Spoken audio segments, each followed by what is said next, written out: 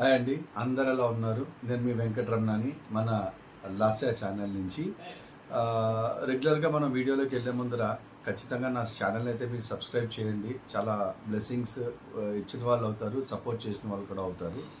నేను మీ గురించి, నా గురించి నిజంగా అయిన ఇన్సిడెంట్స్ మీ ముందర నేను తేటతల్లం చేద్దామని చెప్పి ఇంకొక హారర్ ఇన్సిడెంట్తో మీ దగ్గరికి వచ్చాను.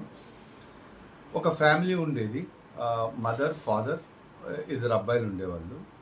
సో ఫాదర్ ఏంటంటే ఎక్కువ మెడికల్ జాబ్లో చేసేవాళ్ళు. ఆయన ఏంటంటే టూరింగ్లు, క్యాంపింగ్లు అవి ఎక్కువ చేస్తారు. సో అలాగే ఆయనకు ఒక 50 ఏళ్ళ దాకా అయినాయి. కొడుకులు ఇద్దరు బీటెక్స్కి వచ్చారు. వాళ్ళ ఆవిడ హౌస్ వైఫ్. సరే యథావిధిగా అతను పూరి జగన్నాథుడిని దర్శనం చేసుకుందాం అని చెప్పి అతను గుడికి వెళ్ళడం అయితే జరిగింది. అంటే ఒంటరిగా వెళ్ళాడు, ఫ్యామిలీని వదిలేసి. మళ్ళీ రావచ్చులే తర్వాత, ఏదో మొక్కు ఉందంట, వెళ్దాం అని చెప్పి వెళ్ళాడు. ఆ వెళ్తున్న తరుణంలో అతనికి ఏవేదో తెలియదు, మధ్యదారిలో బస్ యాక్సిడెంట్ అయ్యి చాలామంది చనిపోతారు. ఆ న్యూస్ పేపర్లో వచ్చిన ఇంట్లో వాళ్ళకి దాన్ని పట్టించుకోలేదు యాక్చువల్లీ. సో బస్సులో ఎవరు చావలేదు చాలామంది. సో పోలీసుల ద్వారా కూడా ఇన్ఫర్మేషన్ ఇంటి వాళ్ళకి కూడా వెళ్ళలేదు. చనిపోయాడు, కంప్లీట్గా చనిపోయాడు ఆయన. కానీ ఇంటి వాళ్ళు ఏంటంటే కొన్నాళ్ళు అతను మిస్సింగ్ కేసు అని చెప్పి స్టేషన్లో పెట్టినా సరే లాభం లేకుండా పోయాడు, దొరకలేదు.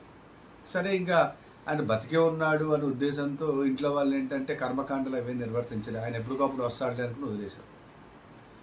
సో ఈ పెద్ద కొడుకు, చిన్న కొడుకు రాత్రి పడుకున్నప్పుడు ఏమైందంటే సడన్గా పొసెసివ్గా బిహేవ్ చేశారు. లైక్ ఒక ఆత్మ మనిషిని ఆవగిస్తే ఎలా ఉంటుంది, ఆ రకంగా చిన్న కొడుకు చేసి మీ అంతు తేలుస్తా, మీరు నన్ను మర్చిపోయారు కంప్లీట్గా అని చెప్పి వింతగా మాట్లాడడం మొదలెట్టింది. వాళ్ళ అన్నయ్యకి డౌట్ వచ్చి వాళ్ళ అమ్మ దగ్గరికి వెళ్ళి ఏం అర్థం కావట్లేదు, ఏంటి ఇలా బిహేవ్ చేస్తున్నాడు అని చెప్పంటే వీళ్ళు అందరూ కలిసి, వాళ్ళ నాన్నగారు అంటే తల్లి, ఇద్దరు కొడుకులు కలిసి, ఆస్తిపాస్తులు అయితే ఉన్నాయి వాళ్ళకి.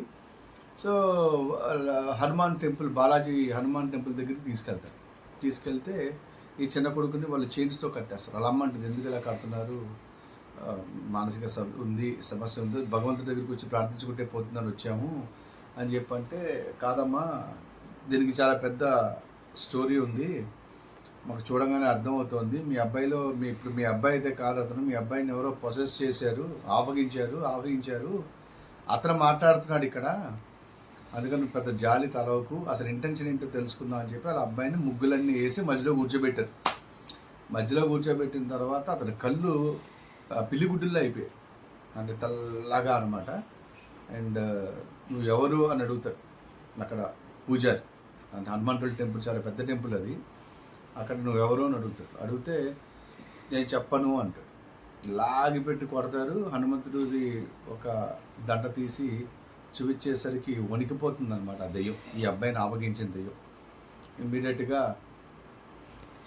నేను ఇలాగా చనిపోయాను, కనీసం నా గురించి పట్టించుకునే వాళ్ళు లేరు, వీళ్ళందరినీ నేను చదివించాను, వాళ్ళకి తిండి పెట్టడానికి అహర్నిశలు కష్టపడ్డా సరే నాకు వాల్యూ లేకుండా పోయింది, నేను దేవుడి దగ్గరికి వెళ్ళి రాలేదని చెప్పి కనీసం వీళ్ళు ఏదైనా చేయొచ్చు కదా, ఇప్పుడు నేను పైకి వెళ్ళడానికి లేదు, కింద కొనడానికి లేదు, ఎందుకంటే ఆ పితృకర్మలు అయితే కానీ నన్ను పైన యాక్సెప్ట్ చేయరు, వీళ్ళ చేయడం మర్చిపోయి నేను ఎక్కడో బతుకున్నాను, ఎప్పుడప్పుడు వస్తానని చెప్పి వాళ్ళు వదిలేశారు, దయించి నా పెద్ద కొడుకు పితృకర్మలన్నీ చేసి 11వ రోజు మాలయ పక్షాలన్నీ అయిన తర్వాత ఆ రోజు నేను వదిలిపోతాను, ఇది చెప్దామని నా చిన్న కొడుకుని నేను ఆవహించాను, వీడు ఇప్పుడు కంప్లీట్గా నా కంట్రోల్లో ఉన్నాడు, వాడికి ఏం జరుగుతుందో కూడా తెలియదు, యాక్చువల్ చెప్పాలంటే నిద్రపోతున్నట్టే లెక్క. సో స్వామి, నా కర్మలు చేయించి నన్ను చాలా చక్కగా పైకి పంపిస్తారని ఒక ప్రామిస్ చేయండి, ఒట్టేసి చెప్పానండి, అప్పుడే నేను వదిలి వెళ్తాను, అప్పటిదాకా వీళ్ళని పట్టి పీడిస్తాను అని చెప్పంటే, అప్పుడు స్వామి తెలుసుకున్నారు కదా ఆయన చనిపోయారు అని చెప్తే అందరూ యథావిధిగా ఏడుస్తారు. ఇంకా సడన్గా ఆత్మ కూడా బయటకు వచ్చేస్తుంది. ఇంకా యథావిధిగా పితృకర్మలన్నీ చేసి 11వ రోజు ఇంకా ఆత్మ వెళ్ళిపోతుంది అక్కడి నుంచి, కర్మలు అయిపోతాయి. సో దీన్ని బట్టి మన హిందూ దేశంలో మనం నమ్మే ఆచారాలు కూడా ఎలా ఉంటాయో, ఈ ఇన్సిడెంట్ రియల్గా జరిగింది, దీంట్లో కల్పితంగా అది ఏమీ లేదు, మీరు లాజిక్స్ కూడా ఎతకాల్సిన అవసరమే లేదు, నిజంగా జరిగిన ఇన్సిడెంట్ యాజ్ ఇట్ ఈస్ నేను చెప్తున్నాను మీకు.